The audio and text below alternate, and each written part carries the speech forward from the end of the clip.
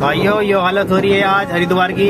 पानी भरा पड़ा है, देखो हाईवे है, इधर कांवड़ती आ रहे हैं बेचारे, पानी भरा पड़ा है बहुत ज़्यादा है। और ये यूपी रोडवेज डूब गई है पानी के अंदर।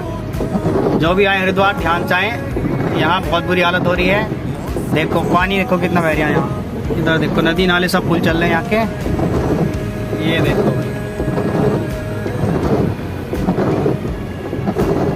ये यूपी रोडवेज का हाल देख लो, ये अटक गई बेचारी।